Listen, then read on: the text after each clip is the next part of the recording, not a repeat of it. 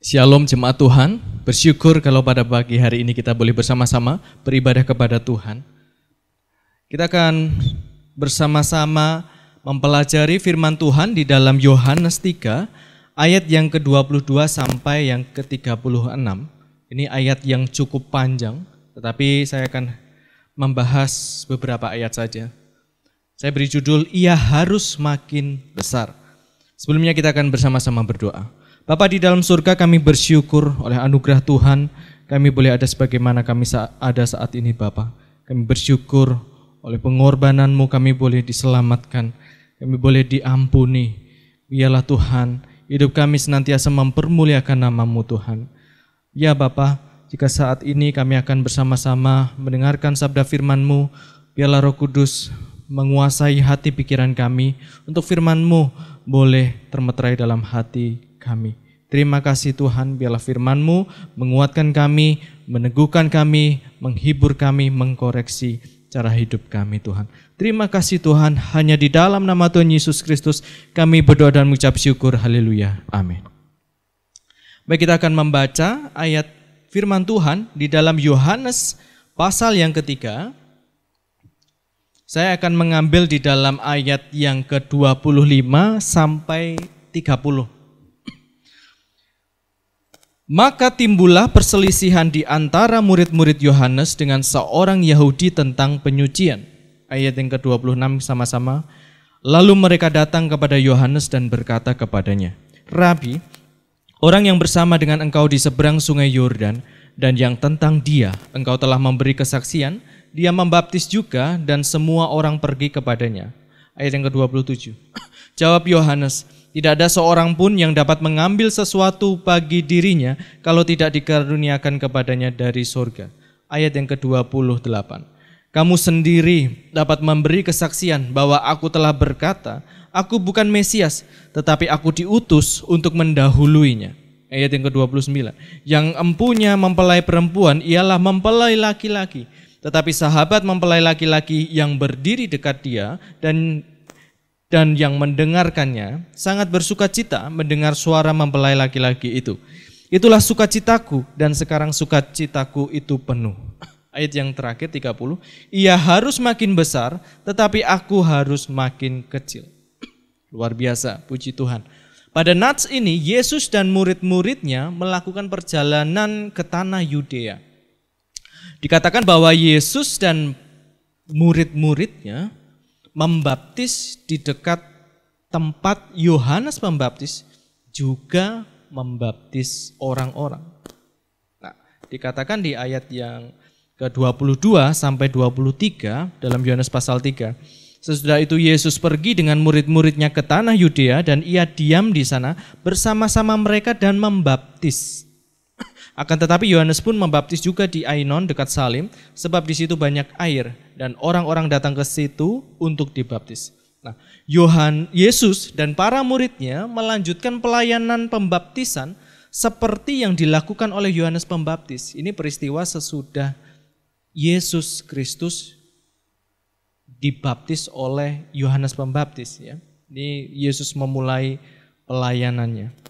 Nah, meskipun bukan Yesus secara langsung yang membaptis, melainkan para muridnya. Di ayat yang ke-22 dikatakan, ia, ini menunjuk kepada Yesus, diam di sana bersama-sama mereka, para muridnya, dan membaptis. Nah, di ayat 22 dikatakan, dan membaptis. Ia diam di sana bersama-sama mereka dan membaptis. Ini bagi sebagian orang dianggap kontradiktif dengan Yohanes 4 ayat yang kedua.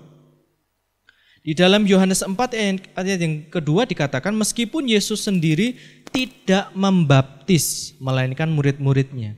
Jadi apakah kedua ayat ini kontradiksi? Sebagai contoh seperti demikian Bapak Ibu Saudara sekalian. Ada sebuah rumah yang dibangun oleh seorang pemborong. Tetapi apakah yang membangun, yang mengerjakan pertukangan itu adalah pemborong tersebut? Tidak, tetapi tukang-tukang yang bekerja kepada pemborong tersebut.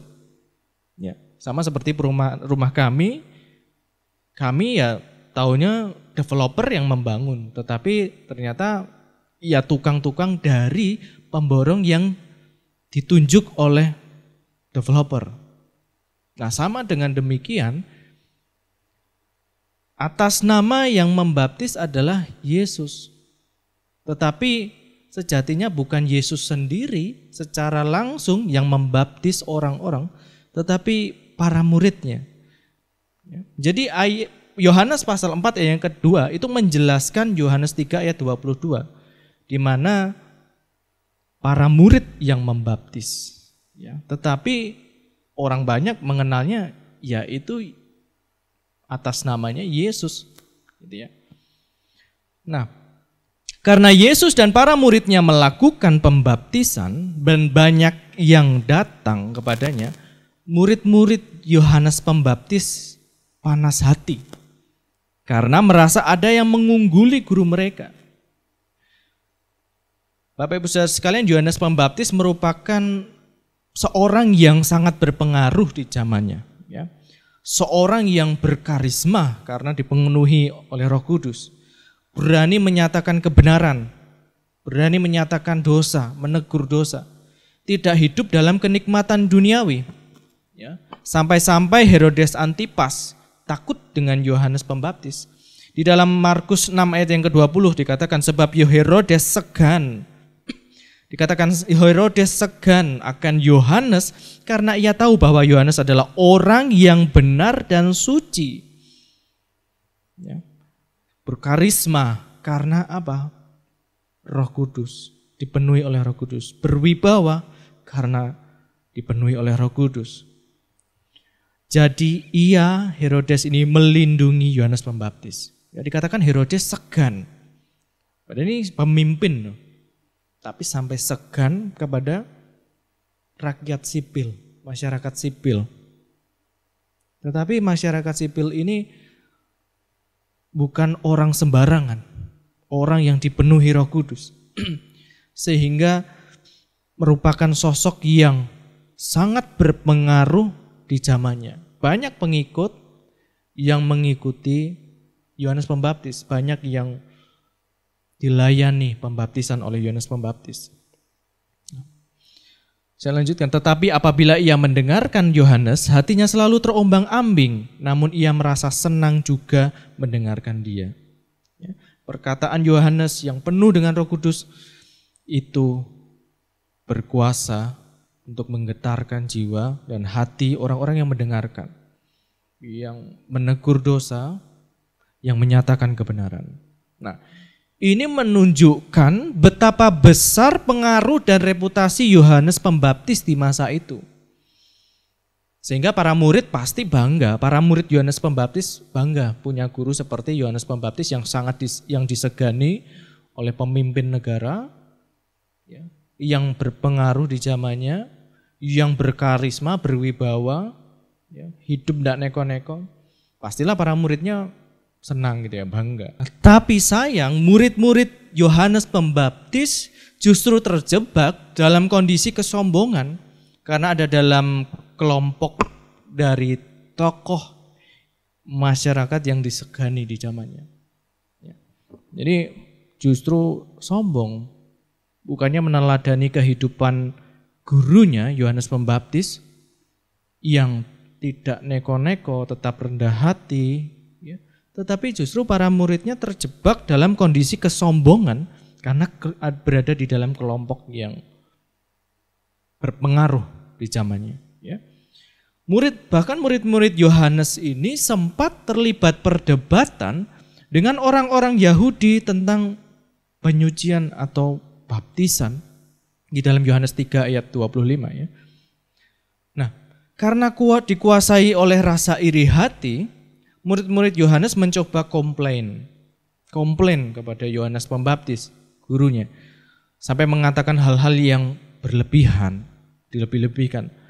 Karena mereka tidak bisa menerima kondisi jika ada orang lain, tokoh lain yang pengikutnya lebih banyak. Orang baru kok pengikutnya banyak. melebihi dari pengikut guru mereka. Sehingga murid-murid Yohanes Pembaptis ini iri hati. Ya. Orang baru kok pengikutnya banyak, pengaruhnya juga besar dibandingkan gurunya sendiri. Dalam Yohanes 3 ayat yang ke-26. Lalu mereka datang kepada Yohanes dan berkata kepadanya, Rabi, orang yang bersama dengan engkau di seberang sungai Yordan dan yang tentang dia engkau telah memberi kesaksian, dia membaptis juga dan semua orang pergi kepadanya. Ini sikap hati yang tidak meneladani Yohanes Pembaptis. Kita akan membahas sikap hati dari para murid Yohanes Pembaptis dan juga sikap hati Yohanes Pembaptis. Ya. Kita akan membahas yang pertama sikap hati murid-murid Yohanes Pembaptis. Yang pertama menyalahkan atau menyesali tindakan Yohanes Pembaptis. Ini terlihat dari kalimat dan tentang dia engkau telah memberi kesaksian. Kenapa Yohanes, kenapa guru engkau bersaksi, engkau memberitakan tentang pribadi ini, Yesus Kristus, yang pada akhirnya membuat Yesus banyak pengikutnya. Para murid Yohanes seperti menyalahkan Yohanes. Kenapa justru memberitakan tentang Yesus Kristus, Mesias, anak Allah. Ya. Banyak orang Kristen justru lebih senang dengar khotbah berkat.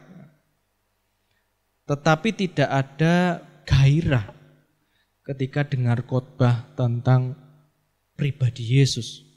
Ajaran-ajaran Yesus. Banyak jemaat Tuhan yang lebih tertarik mujizat dibandingkan sang pemberi mujizat itu. Banyak jemaat Tuhan yang demikian. Seperti para murid Yohanes Pembaptis. Komplain tentang pemberitaan atau kesaksian Yohanes Pembaptis tentang Yesus Kristus. Komplain. Pada akhirnya justru banyak yang mengikuti Yesus. Hamba Tuhan yang memberitakan ajaran sehat kurang disukai. Bahkan ketika hamba Tuhan menegur dosa, justru dibenci. Nah, ini kondisi yang sama terjadi jemaat masa kini. Tidak sedikit orang Kristen yang lebih senang dengan hal-hal yang dalam tanda kutip fenomenal, gitu ya. Lebih senang dengar khotbah itu yang lucu-lucu.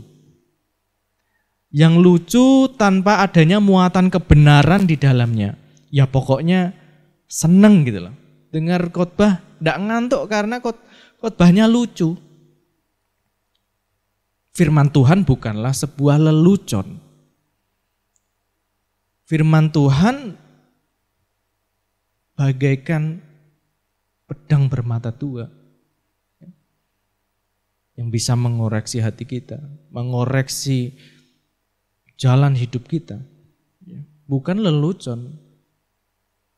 Jangan firman Tuhan itu dibungkus dengan hal-hal yang lucu, hanya apa? Hanya agar jemaatnya enggak ngantuk, jemaatnya itu senang sama pengkhotbahnya. Enggak. Jangan demikian para pemberita firman. 2 Timotius 4 ayat yang ketiga dan keempat. Karena akan datang waktunya orang tidak dapat lagi menerima ajaran sehat. Tetapi mereka akan mengumpulkan guru-guru menurut kehendaknya untuk memuaskan keinginan telinganya. Mereka akan memalingkan telinganya dari kebenaran dan membukanya bagi dongeng. Saya sejauh ini tidak pernah tertarik dengan mendengar khotbah dari salah satu komika. Komika itu stand up komedian. Tidak tahu bagaimana kok dia punya status evangelis begitu ya. Saya mencoba mencari ya biografi apakah pernah sekolah teologi secara formal begitu ya, dengan disiplin ilmu yang ketat begitu ya. Ternyata seperti mengikuti kelas-kelas padat gitu ya. Jadi ya semacam kalau ilmu pengetahuan umum itu kursus begitu ya. Seperti kursus gitu. Jadi hanya singkat saja belajarnya. Nah, tetapi dalam mempersiapkan khotbah ini saya coba dengar. Saya lihat durasi khotbahnya 40 menit. Saya dengar dari menit ke 0 ya, detik ke 0, dari mulai sampai separuh durasi khotbah, kurang lebih 20 menit lebih. Yang saya dengar tidak ada muatan firman Tuhan, tidak ada muatan kebenaran yang disampaikan. Hanya lelucon-lelucon yang disampaikan di mimbar, di dalam gereja, dalam suasana ibadah. Bukan dalam rangka kesaksian ya Bapak Ibu, saya mendengar itu dalam rangka dia ini berkhotbah dalam tanda kutip. Tetapi isi khotbahnya bukanlah firman Tuhan, menggali atau mengajarkan kebenaran, tetapi hanyalah lelucon-lelucon, cerita-cerita yang mana itu tidak mencerminkan nilai-nilai kebenaran. Nah, tetapi justru yang seperti ini banyak peminatnya, banyak jemaat yang mendengar ya, karena lucu gitu ya. Karena lucu. Tetapi hamba Tuhan yang khotbahnya menggali firman, menegur dosa, menyatakan kebenaran, justru tidak disenangi. Ketika orang jemaat ditegur dosanya, sakit hati gitu ya, terus pergi. Wah, aku gak cocok nih sama pendeta ini, sama hamba Tuhan ini. Saya tak cari lagi. Iya. Apa yang terjadi pada para murid Yohanes Pembaptis itu pun terjadi pada jemaat Tuhan masa kini. Yang kedua, sikap hati murid-murid Yohanes Pembaptis, iri hati menimbulkan kebencian. Terlihat dari kalimat dia membaptis juga dan semua orang pergi kepadanya. Jika kita melihat pada ayat yang ke-23, di Ainon Yohanes membaptis dan orang-orang datang ke situ untuk dibaptis. Artinya apa? Salah, berlebihan yang disampaikan oleh para muridnya. Para murid Yohanes Pembaptis mengatakan dia, ini Yesus membaptis juga dan semua orang pergi kepadanya. Padahal masih banyak orang yang datang kepada Yohanes Pembaptis untuk dibaptis. Beda artinya antara semua orang dan banyak orang. Semua jemaat GKRI Roti Hidup berarti tidak ada satupun yang tidak. Ya, tetapi banyak dari jemaat Roti Hidup artinya ada sebagian yang tidak. Beda, tetapi para murid Yohanes Pembaptis karena iri hatinya tidak terima sehingga menyatakan hal-hal yang berlebihan. Ya. Iri hati menimbulkan ketidaksenangan, kemarahan, kebencian membuat kita melihat segala sesuatunya dengan tidak objektif. Nah, ini penting sekali. Karena iri hati, orang jadi tidak senang benci, melihat segala sesuatunya itu tidak objektif, subjektif sekali jadinya. Karena nggak seneng nih sama si A ini. Udah, jadi yang dilihat hanya subjeknya, melihatnya tidak secara objektif, sehingga menimbulkan pandangan yang berbeda dengan fakta sebenarnya.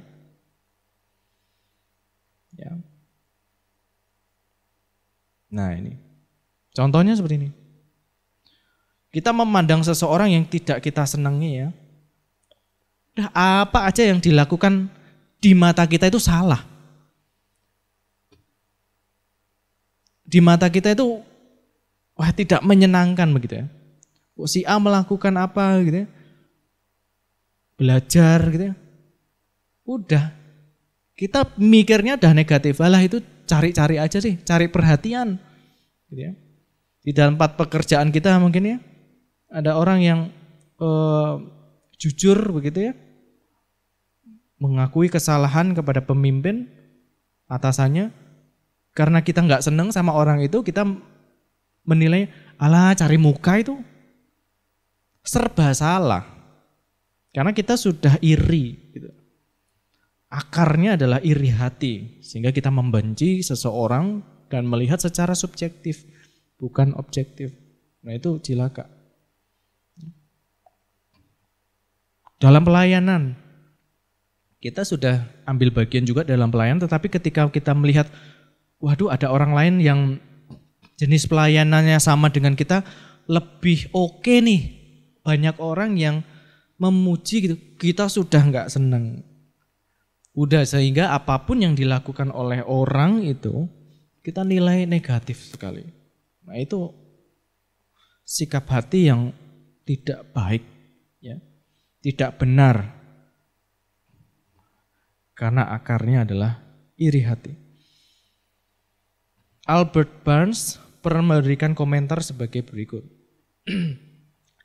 Demikianlah banyak orang lebih mencintai sekte mereka daripada Kristus. Dan akan lebih bersukacita bahwa seseorang menjadi seorang Presbyterian, seorang Metodis, ini aliran-aliran kekristenan ya. Seorang Baptis daripada menjadi seorang Kristen yang tulus dan rendah hati. Lebih senang ketika orang lihat, wah jadi anggota gereja kita, senang. Wah, kok dia nggak ke sini, nggak senang. Ya. Ini bukanlah semangat Injil, ya, dikatakan oleh Albert Barnes. Ini bukanlah semangat Injil. Kesalehan sejati mengajarkan kita untuk bersukacita bahwa para pendosa berpaling kepada Kristus dan menjadi kudus. Apakah mereka mengikuti kita atau tidak? Apakah mereka ikut kelompok kita atau tidak? Tidak jadi soal. Yang penting dia bertobat, dia mau hidup kudus, dia mau mengikut Yesus dengan setia, harusnya kita senang, kita bersukacita. Ketika orang melayani dengan setia, dengan tulus hati, kita harusnya senang, sikap hati kita senang. Bukan justru iri, waduh nanti pelayananku jadi gak dilihat orang nih, gitu ya. Wah, ada saingannya nih, menganggap orang lain itu sebagai saingan, menganggap gereja yang lain yang jemaatnya lebih banyak saingan, gitu ya. Bukan demikian. Gereja-gereja Tuhan sudah seharusnya bersatu untuk meninggikan nama Yesus Kristus dan memberitakan Injil, bukan meninggikan nama organisasi gereja, apalagi menganggap gereja lainnya adalah saingan. Mau merebut, domba dari gembala yang lain, gitu ya. Mengambil dengan berbagai cara. Padahal gereja yang lain itu juga ajarannya nggak salah, tetapi karena ingin membesarkan gitu, gerejanya sendiri ngerebut, gitu ya, ambil jemaat dari gereja lain supaya tidak salah saing. Nah, bukan demikian. Harusnya gereja-gereja Tuhan bersatu untuk memberitakan Injil. Ya. Jangan kita berusaha bagaimana caranya merebut jemaat dari gereja lain, tetapi bagaimana caranya kita menjangkau jiwa-jiwa yang belum mengenal Yesus menjadi percaya Yesus lewat kesaksian kita. Lewat cara hidup kita, orang bertobat, orang melihat Yesus dan percaya kepada Yesus. Nah, dua hal ini sikap hati para murid Yohanes Pembaptis terlihat bahwa mereka lebih mencintai gurunya dibandingkan Yesus Kristus yang telah diberitakan oleh Yohanes Pembaptis. Salah sekali ya. Nah, kita akan belajar dari sikap hati Yohanes Pembaptis yang mana ini sangat berbanding terbalik ya dengan sikap hati para muridnya. Jadi sikap hati para murid Yohanes Pembaptis ini tidak mencerminkan sama sekali sikap perilaku gurunya sendiri. Ya. Yohanes Pembaptis melihat sikap hati para muridnya justru menasehati mereka. Ya. Jadi ini baik sekali. Tidak sedikit seorang guru hanya demi banyak muridnya, pengikutnya gitu ya. Ketika muridnya atau pengikutnya melakukan kesalahan, dia biarkan. Karena supaya apa? Pengikutnya nggak pergi gitu. Tapi Yohanes Pembaptis enggak. Tahu itu salah, sikap hati yang salah, dia nasihati para muridnya ya. Kita akan belajar sikap hati Yohanes Pembaptis. Sikap hati Yohanes Pembaptis yang pertama, menyadari keberhasilan adalah pemberian Allah. Yohanes 3 ayat yang ke-27. Jawab Yohanes, tidak ada seorang pun yang dapat mengambil sesuatu bagi dirinya kalau tidak dikaruniakan kepadanya dari surga. Tidak ada seorang pun yang dapat memiliki sesuatu yang baik kalau Allah tidak memberikannya. Ingat bahwa setiap pemberian yang baik berasal dari Allah di dalam Yakobus 1 ayat yang ke-17. Banyaknya pengikut Yesus bukanlah hasil dari merebut pengikut Yohanes Pembaptis. Yesus tidak memanggil gitu ya, para muridnya mengajak melakukan bujukan-bujukan untuk mengikut dia, enggak. Melainkan memang Allah sendiri yang memberikan mereka kepada Tuhan Yesus. Keberhasilan kita bukanlah murni usaha kita sendiri, Bapak Ibu. Ya. Melihat ini, akhirnya kita menyadari bahwa keberhasilan kita bukanlah murni usaha kita sendiri, melainkan campur tangan Tuhan yang memberikan kasih karunia-Nya kepada kita. Keberhasilan kita, kesuksesan kita, itu semua datangnya daripada Tuhan. Tuhan izinkan kita, Tuhan menolong kita, Tuhan turun tangan untuk memberikan keberhasilan di dalam pelayanan kita. Nah, kalau begitu apakah, ya karena kalau keberhasilan itu dari Tuhan, sesuatu yang baik itu dari Tuhan, ya berarti kita bisa biasa-biasa saja. Bukan.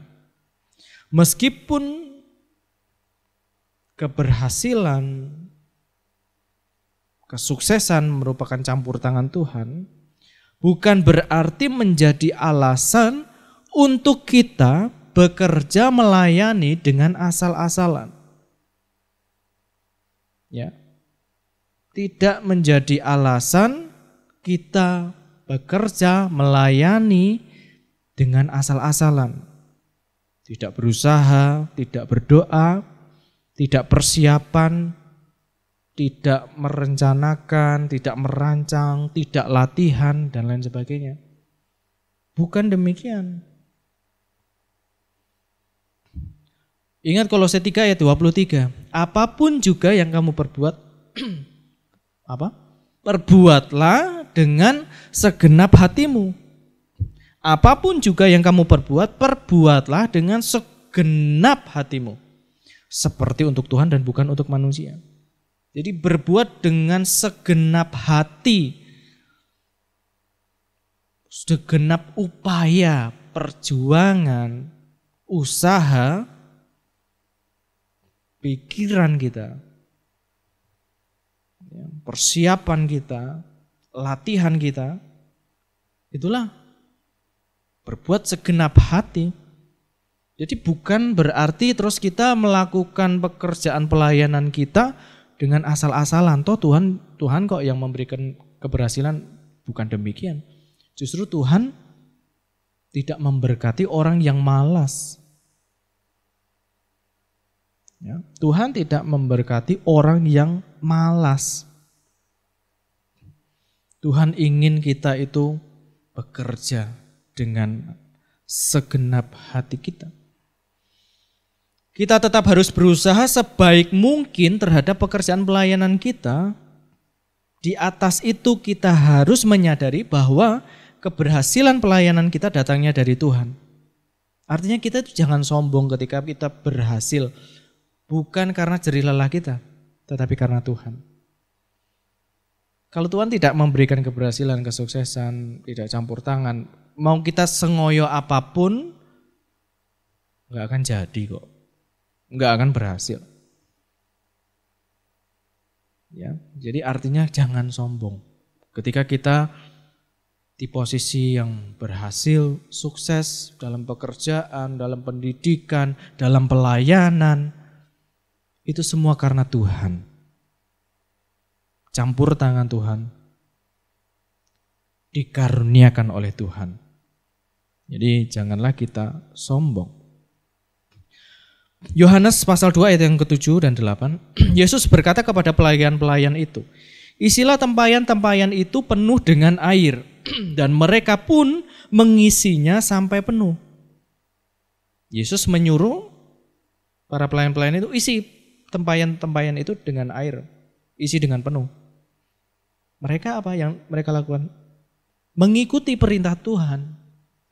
Diisi setengah, enggak, 3/4, enggak. Sampai penuh seperti apa yang Tuhan Yesus katakan, perintahkan. Lalu kata Yesus kepada mereka, sekarang cedoklah dan bawalah kepada pemimpin pesta. Pelayan enggak banyak berbantah-bantah. Loh, lah kok diberikan ke pemimpin pesta air bening gitu ya. Air putih, kalau air putih susu ya, warna putih ya. Kok air bening gitu ya. Kok enggak anggur Tuhan?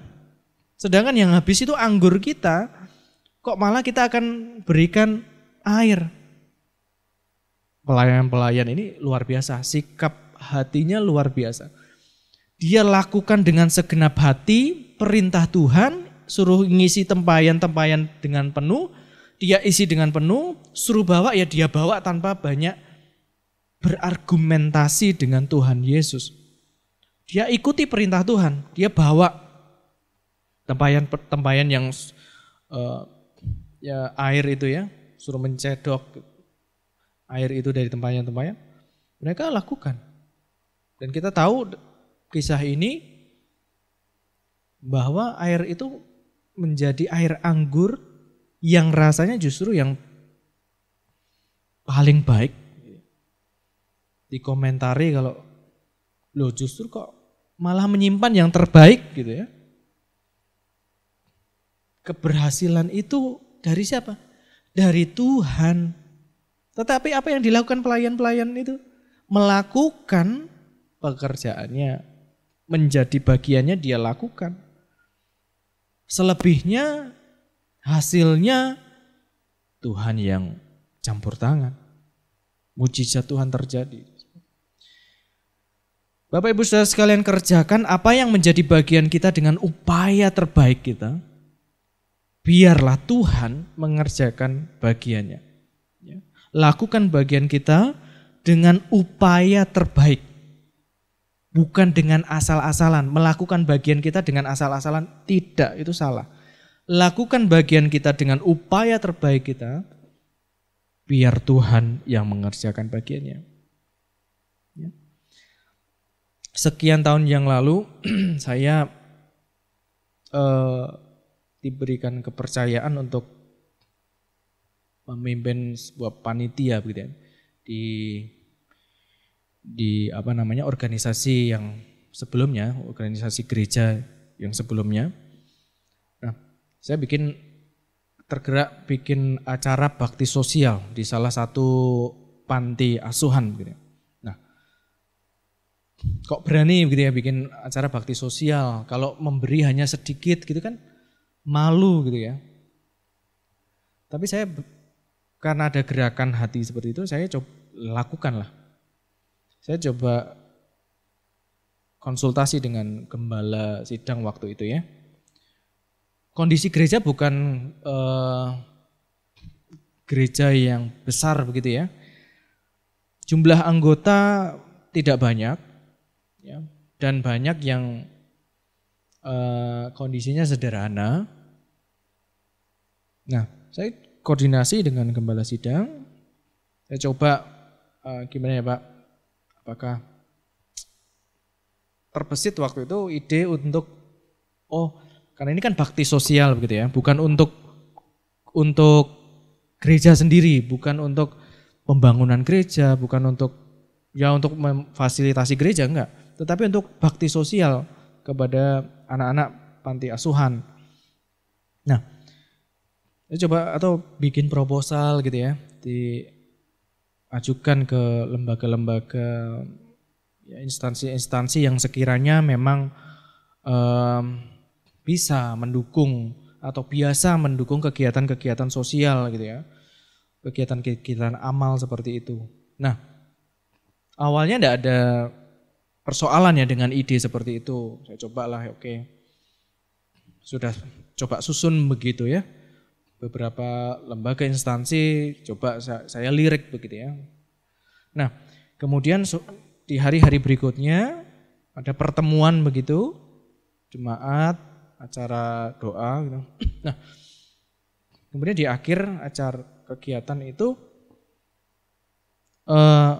singkat cerita gitu ya, detailnya enggak saya ceritakan. Di situ saya seperti dipermalukan. Wah, enggak percaya tuh Tuhan gini. Kurang percaya nih, sampai ajukan proposal dan ini. Loh, dalam hati cuman saya kan tidak mengambil keputusan sendiri gitu ya, karena waktu itu juga usia saya masih junior gitu ya, jadi belum berpengalaman, jadi apa-apa saya koordinasi gitu ya, minta pendapat begitu ya. Nah, bingunglah saya, tetapi ya sedikit malu juga gitu ya, karena di hadapan banyak orang. Tapi ya sudah, saya coba menanggapi, menyikapi, meresponi dengan baik. Oke ya sudah, berarti enggak tepat lah mungkin kalau buat proposal begitu. Oke. Bergumul. Nah, pada akhirnya kami tim gitu ya, kaum muda waktu itu.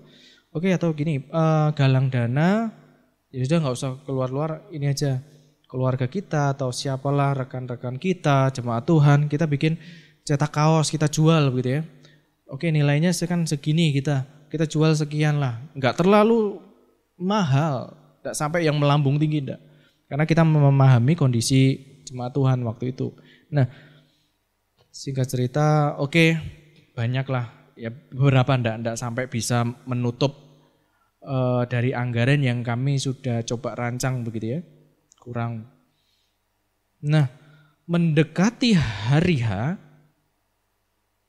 ya Tuhan beracara. Satu hari sebelumnya, bahkan di hari itu pelaksanaan, ada seseorang yang menyumbang gitu ya, menyumbang untuk mendukung acara bakti sosial ini. Luar biasa.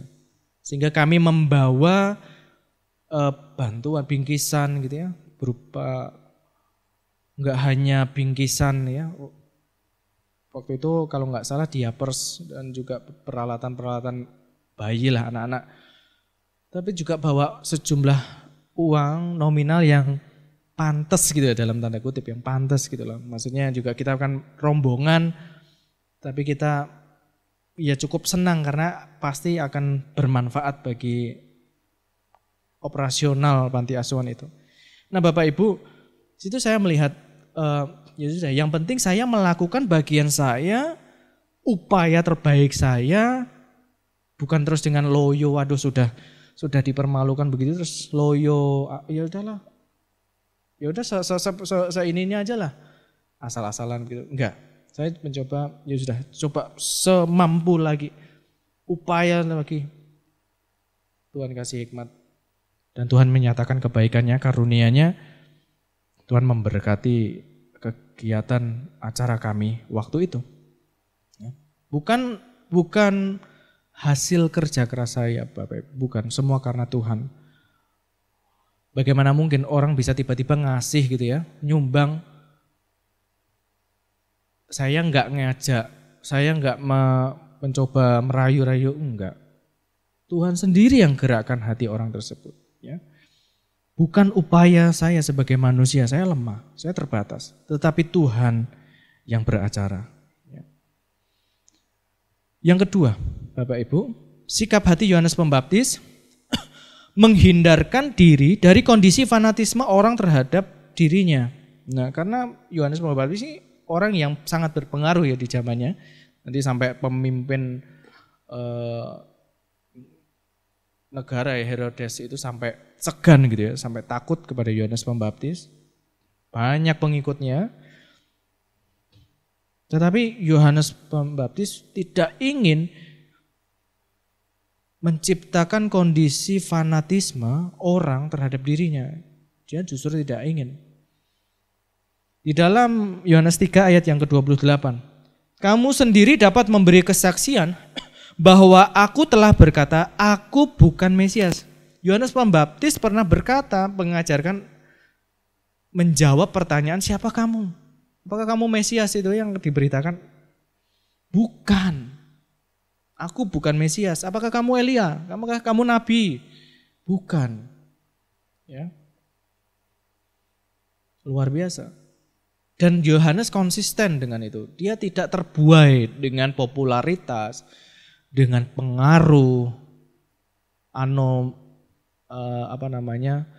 anomi masyarakat, pengikutnya yang begitu besar. Dia tidak tergiur, tidak terpengaruh sehingga menimbulkan fanatisme orang. Dia justru menghindari itu. Ya, bahwa aku telah berkata aku bukan Mesias, tetapi aku diutus. Dia menyadari dirinya adalah utusan untuk mendahului Mesias itu. Mesias yang diberitakan.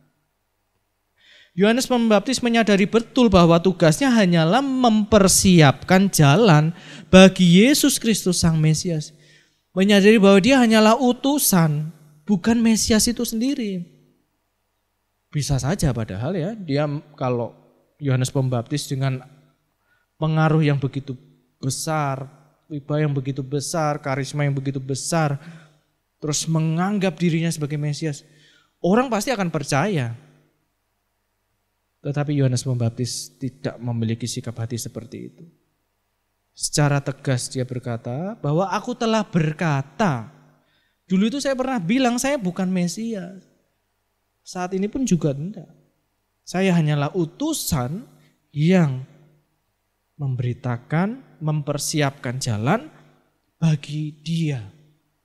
Yesus Kristus, Sang Mesias. Ya. Yohanes menyatakan dengan tegas bahwa dia bukan Mesias. Ia tidak ingin para muridnya dalam tanda kutip mendewakan atau mengkultuskan dirinya. Dia tidak ingin.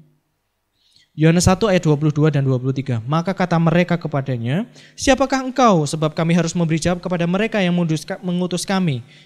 Apakah katamu tentang dirimu sendiri? Jawabnya, akulah suara yang berseru-seru di padang gurun. Luruskanlah jalan Tuhan seperti yang telah dikatakan Nabi Yesaya. Yohanes Pembaptis konsisten. Sikap hati yang luar biasa. Dia sebagai tokoh yang disegani, yang sangat berpengaruh di zamannya, tetapi tidak ingin menimbulkan kondisi fanatisme orang terhadap dirinya. Luar biasa. Ini sikap hati yang harus dimiliki para pendeta, penginjil, hamba Tuhan dimanapun mereka berada, kita berada. Harus memiliki sikap hati yang seperti Yohanes ini, Yohanes Pembaptisnya.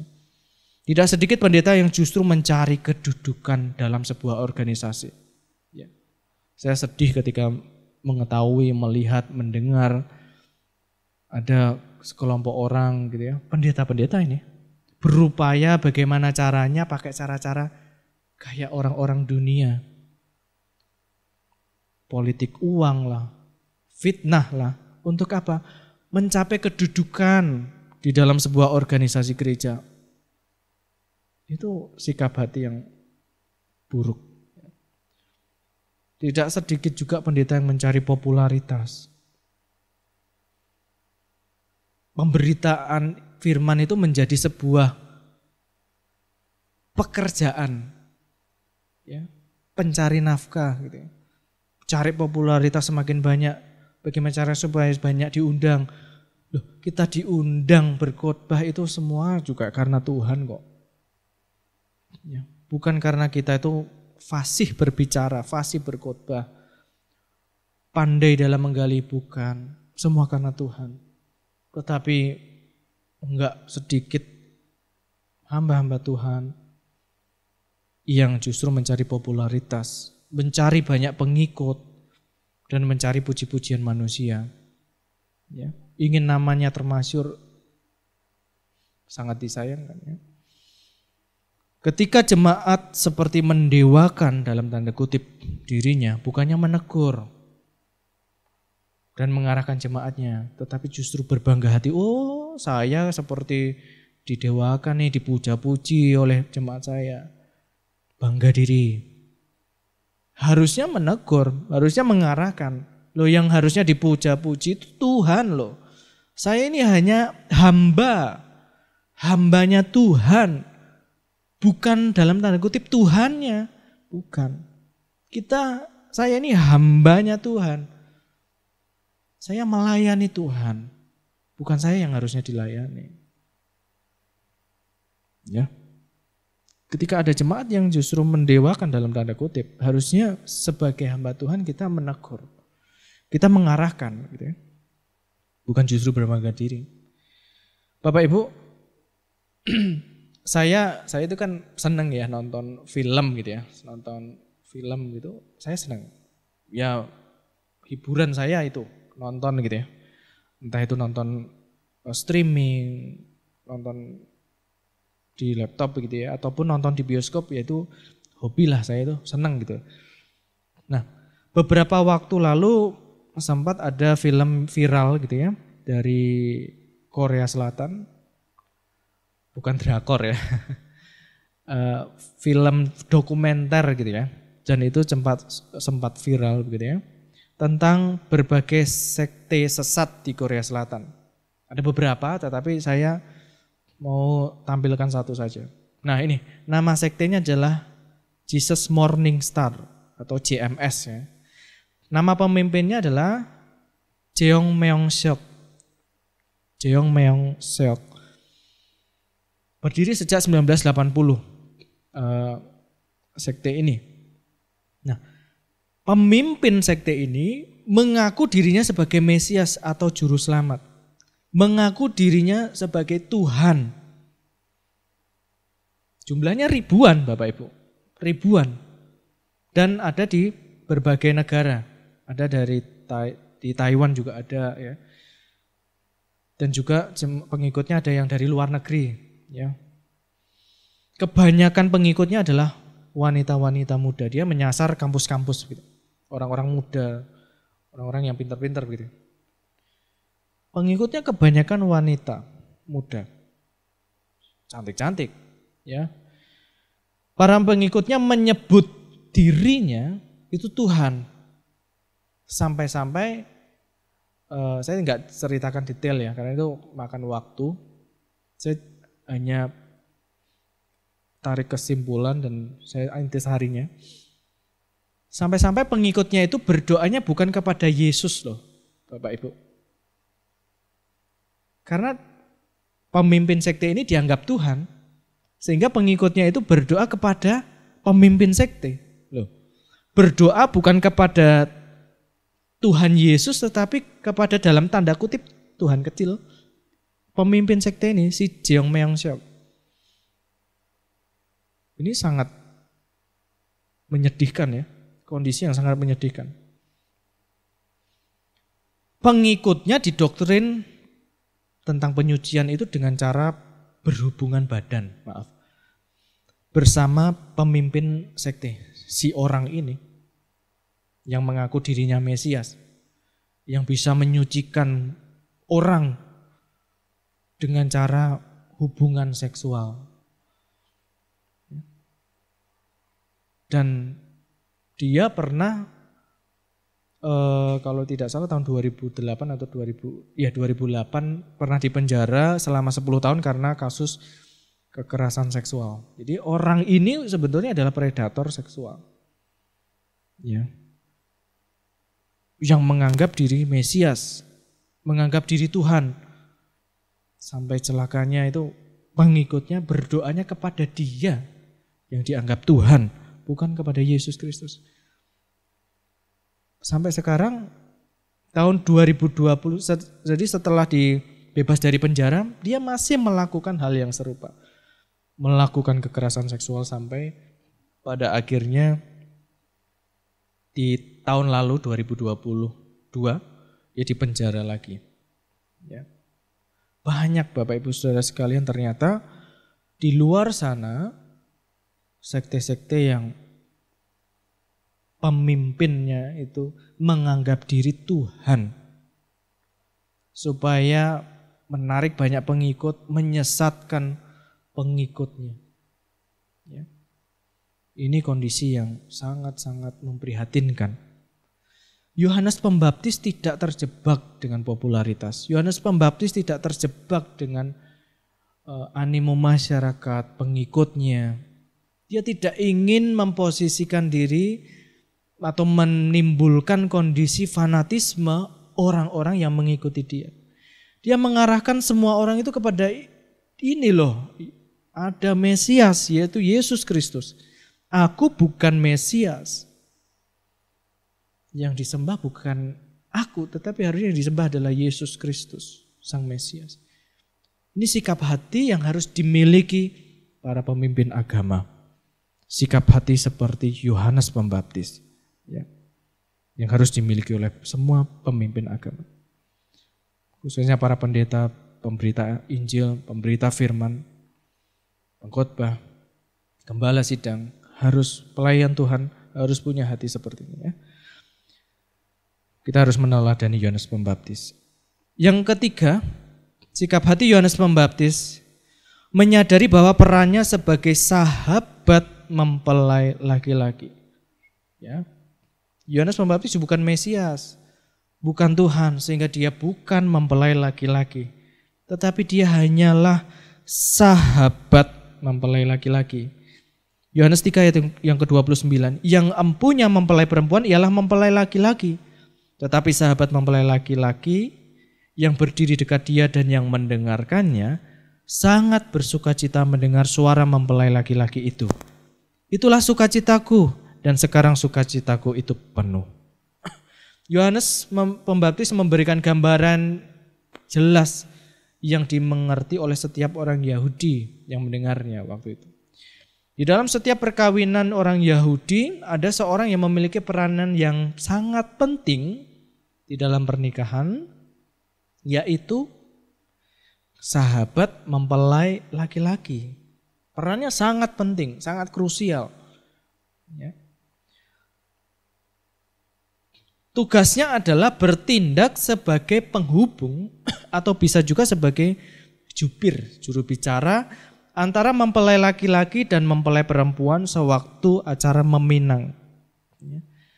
Sahabat mempelai laki-laki juga mengatur berbagai hal yang berkaitan dengan perkawinan, seperti mengirim undangan maupun memimpin pesta perkawinan itu, lalu mempertemukan kedua mempelai. Itu tugas sahabat mempelai laki-laki, ya, dalam tradisi Yahudi. Sahabat mempelai laki-laki tidak punya rasa iri hati terhadap hubungan mempelai laki-laki dan perempuan. Menyadari saya bukan mempelai laki-lakinya. Jadi ketika melihat saling berbahagia mempelai laki-laki dan mempelai perempuan, dia enggak iri hati. Wah, melihat mempelai wanitanya cantik gitu ya. Kok bisa ya mempelai laki-laki ini, sahabatku kok bisa dapat mempelai yang cantik, yang baik begitu. Dia enggak iri, dia tahu posisinya, dia tahu tugasnya. Dia adalah sahabat mempelai laki-laki. Tugasnya hanyalah mempertemukan kedua mempelai.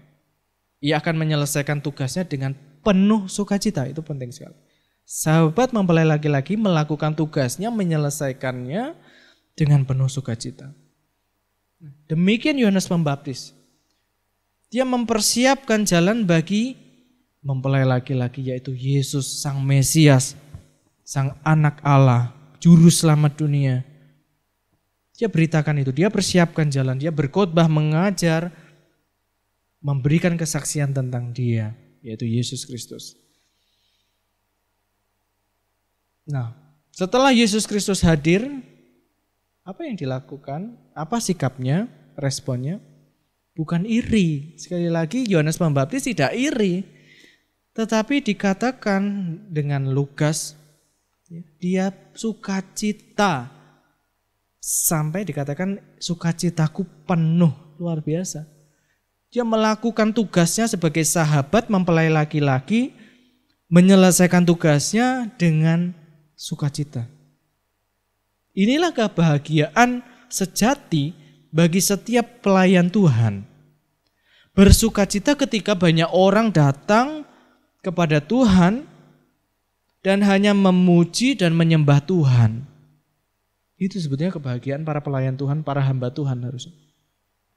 Bukan kebahagiaannya itu ketika banyak diundang, banyak dipuji gitu ya. Bukan. Kebahagiaan sejati pelayan Tuhan, para hamba Tuhan itu sejatinya adalah ketika banyak orang bertobat, mendengarkan firman Tuhan, kemudian berpaling kepada Tuhan, menyembah Tuhan, setia kepada Tuhan, memuji Tuhan. Itulah yang menjadi kebahagiaan para hamba Tuhan harusnya. Yang keempat, yang terakhir, sikap hati Yohanes Pembaptis. Memiliki moto hidup meninggikan Tuhan. Ayat yang terakhir ya, Yohanes 3 ayat yang ke-30. Ia, yaitu Yesus Sang Mesias, Juru Selamat dunia, Anak Allah yang tunggal. Ia harus makin besar, tetapi aku harus makin kecil. Luar biasa. Ini kalimat menjadi moto hidup, harusnya menjadi moto hidup setiap hamba Tuhan. Setiap pelayan Tuhan. Biarlah hanya Tuhan yang ditinggikan, diagungkan, yang semakin masyhur namanya, semakin besar namanya. Sedangkan namaku itu semakin kecil. Janganlah kita ingin meninggikan Tuhan, namun di saat yang bersamaan kita ingin meninggikan diri kita sendiri. Jangan. Biarlah kita tetap menjadi hamba di posisi rendah. Dan Tuhan yang di posisi tertinggi. Karena kita adalah hamba Tuhan. Hamba Tuhan tidak berbicara hanya pendeta ya Bapak Ibu Saudara sekalian. Kita sekalian umatnya adalah hambanya Tuhan. Jadi memposisikan diri kita itu hanya meninggikan Tuhan. Biarlah hanya Tuhan yang ditinggikan, bukan kita. Ketika orang lain memandang kita, oh kamu hebat ya, orang Kristen ternyata baik semua ya. Biarlah pujian itu tertuju kepada Tuhan. Bukan kita curi kemuliaan Tuhan. Kita bisa berhasil menjadi orang Kristen yang berhasil, itu semua karena Tuhan. Bukan karena upaya kita sendiri, tetapi karena Tuhan. Bapak Ibu, saudara sekalian, dengan demikian kita tidak akan pernah lagi iri. Tidak timbul iri hati jika ada orang lain yang berhasil. Kita nggak akan iri kalau ada hamba Tuhan lain yang berhasil, yang pelayanannya berhasil. Kita tidak akan iri ketika ada gereja lain yang lebih besar.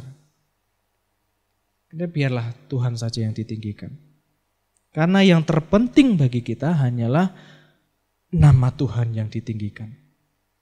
Jika saat ini kita bisa melayani, itu semua anugerah Tuhan yang memberi kita kesempatan untuk melayani Tuhan. Jika saat ini kita berhasil di bidang apapun yang kita kerjakan, itu bukan karena kemampuan kita, tetapi karena anugerah Tuhan, campur tangan Tuhan, kasih karunia Tuhan, anugerah Tuhan yang memberikan keberhasilan kepada kita. Biarlah kita menyatakan kesaksian kita tentang Tuhan kepada banyak orang, sehingga orang melihat Yesus dimuliakan. Ya. Biarlah hanya Tuhan yang dipuji dan ditinggikan. Segala kemuliaan hanya bagi Tuhan. Amin. Mari Bapak Ibu Saudara sekalian, kita bangkit berdiri, kita mau angkat satu pujian. Segala kemuliaan.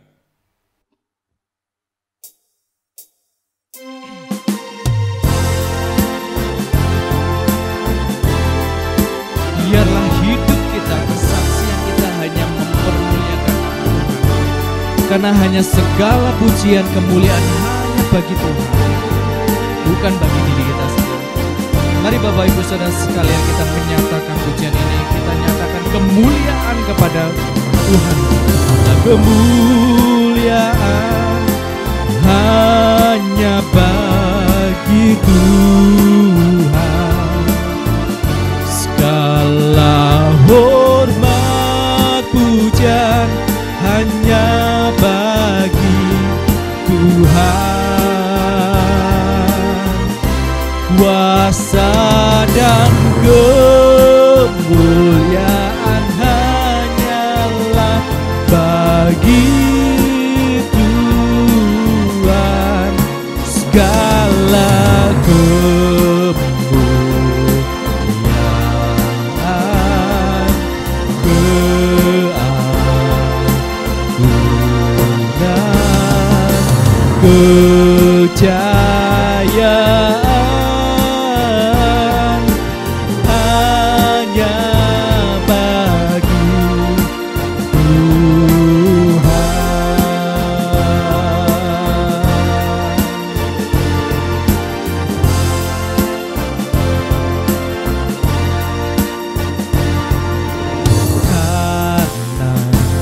semuanya yang ada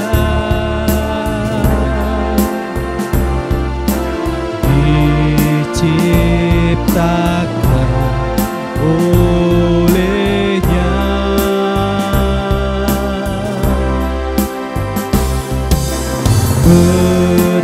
berasal dari padanya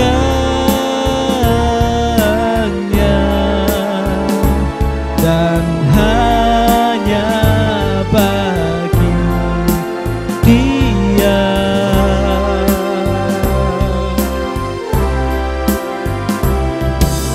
Hanya bagi Dia. Segala kemuliaan hanya bagi Tuhan. Segala hormat pujian hanya bagi Tuhan.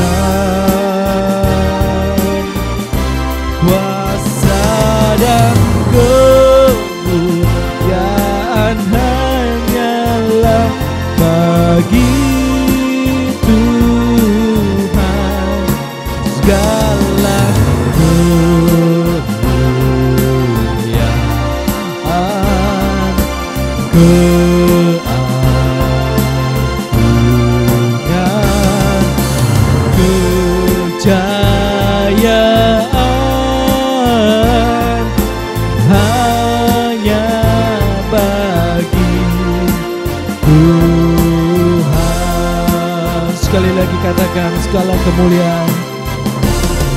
Kemuliaan hanya bagi Tuhan.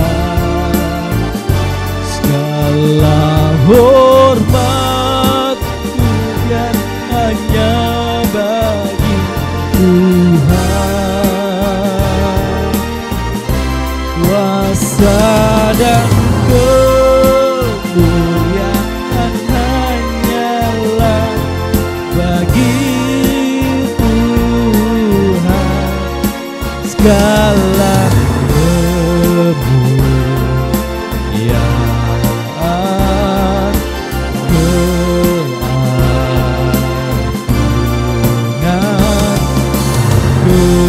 kejayaan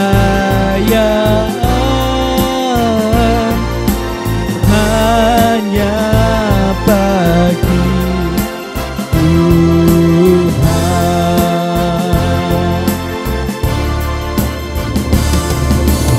Hanya bagi Tuhan.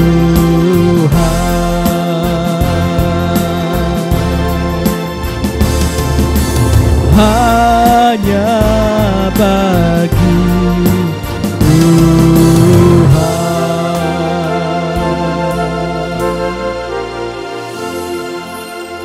kemuliaan, keagungan, dan pujian hanya bagi-Mu Tuhan.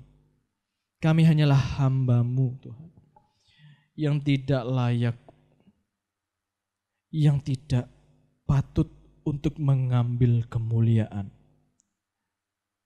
yang mengambil puji-pujian. Kami hanyalah hamba-Mu Tuhan. Biarlah kami meninggikan, mempermuliakan, mengagungkan nama-Mu saja Tuhan. Biarlah kami terhindar dari perasaan iri hati kami. Tetapi biarlah Tuhan, kami menjadi hamba-Mu yang setia, yang rindu, yang ingin hanya nama Tuhan yang dipermuliakan. Ampuni setiap kami Tuhan, yang mungkin kami ada perasaan, keinginan untuk dipuji orang. Ada keinginan untuk nama kami dibesarkan. Ampuni kami Tuhan, ajar kami untuk merendahkan diri kami di hadapan-Mu. Menyadarkan kami bahwa kami hanyalah hamba yang patut dan hanya melayani Tuhan. Mempermuliakan nama-Mu Tuhan. Terima kasih Tuhan. Biarlah firman-Mu termaterai dalam hati setiap kami. Hidup kami boleh menjadi berkat bagi banyak orang. Hidup kami boleh mempermuliakan nama Tuhan dan menjadi saksi bagi banyak orang. Sehingga kami rindu banyak orang boleh mengenal Engkau Tuhan sebagai juru selamat yang hidup. Terima kasih Tuhan. Hanya di dalam nama Tuhan Yesus Kristus kami berdoa dan mengucap syukur. Haleluya. Amin. Silakan duduk Bapak Ibu Saudara sekalian.